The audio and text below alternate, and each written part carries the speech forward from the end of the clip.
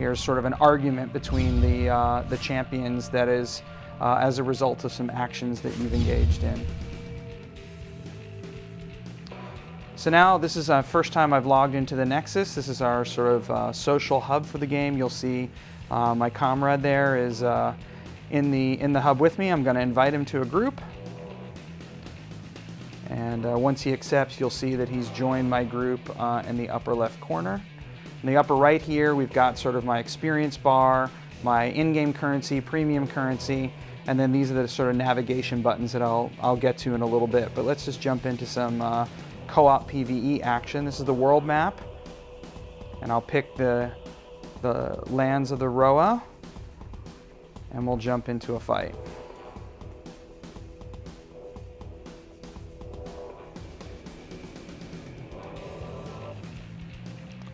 So this ready up screen sort of shows who's in your group here. You can have up to 3 players together on a team against, and then you get sort of a preview of the enemies that you're going to fight.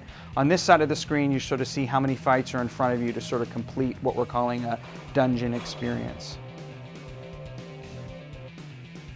So here we go.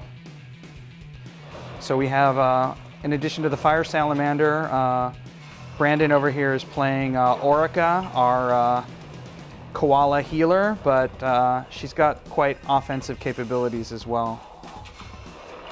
She's got kind of a snare and a slow and some AoE damage, as well as a couple of very powerful heals.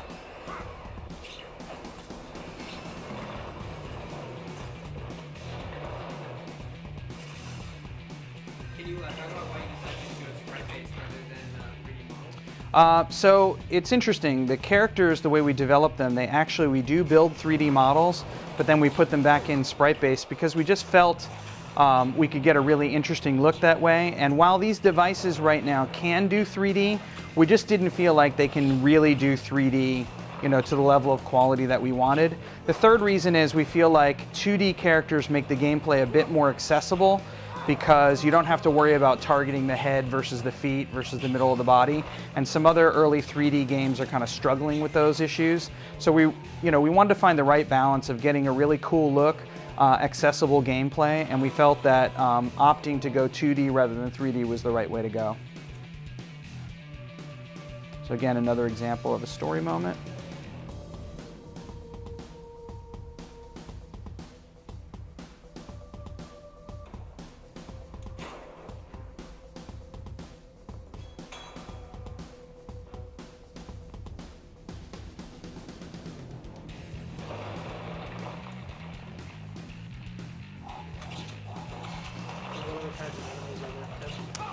We have many different types of enemies. We're just seeing sort of the caterpillar enemies now, but there are mantis, wasps, much sort of larger, more fearsome caterpillars, and then we have sort of some epic enemies that you'll be facing towards the end of the game.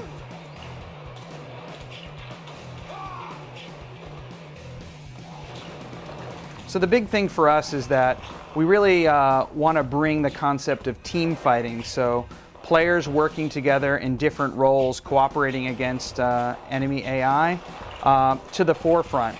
Great games like League of Legends and WoW, team fighting to me is the secret sauce, but you have to invest, hundreds of hours of grinding and acquiring the right kind of gear and getting your feet under you before you can really get into the team fighting experience. And we've tried to make the team fighting experience the main meal here and allow people to get into it within minutes and team fight all the time. Do you have any thoughts about post-launch? So we have a lot of ideas for post-launch content, everything from adding new champions to adding new combats, adding new enemies, adding features like loot dropping and skill leveling. And the thing about the way these games sort of work is, you always have more ideas about what you want to do than development time or development resource. And what we want to do is sort of get the game out there, get interacting with a community of players, and then get their feedback on where they want to see us sort of really emphasize our efforts so that we optimize our development resource by giving the player base the things that they feel they want the most. So Our plan is to be submitting to Apple this week and go through their sort of approval process. That can take as long as 3 weeks. And then after we receive that approval, we'll go into what we call a technical launch phase, where we pick sort of a single country and we start to test out the game. We get the game up on a server, we see how many concurrent users we can support, work on stability, fix any remaining bugs that exist in the game. And then after we feel like that technical phase, we really done what we need to do, we'll start rolling out the game country by country worldwide. So, if I had to estimate that right now, I'd estimate sort of early summer is what we'd be shooting for to sort of start launching the game on app stores worldwide.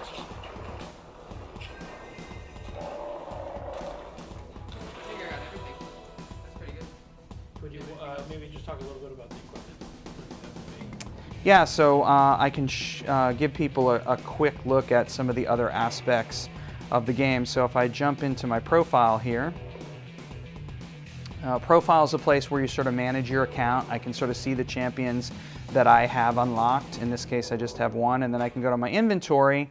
And this inventory here, you'll see these different level indicators. As my avatar levels, I start to unlock more and more inventory slots, which we call the spectrum. And then what I can do is, as I accumulate gold, I can go to the shop.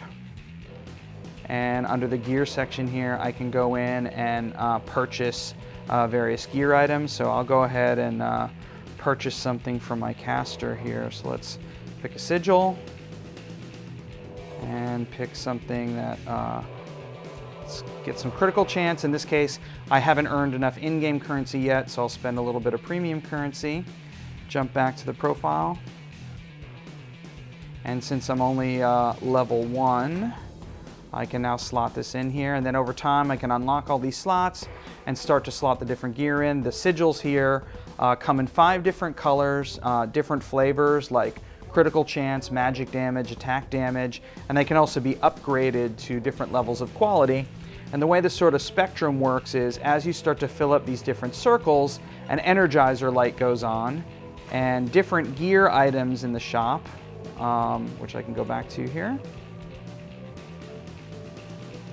Go to the gear, go to common gear items. This particular gear item here, it gets an energizer bonus if I have 2 clusters of white sigils. So that's how we use sort of the color coding of the sigils to sort of optimize your gear selections. And it's a system that we feel will enable players to sort of know when they've sort of maximized their gear choices without having to go to some external website and look at a spreadsheet. So yeah, that's a look at Sigils Battle for Raios, and we look forward to releasing it worldwide later this summer.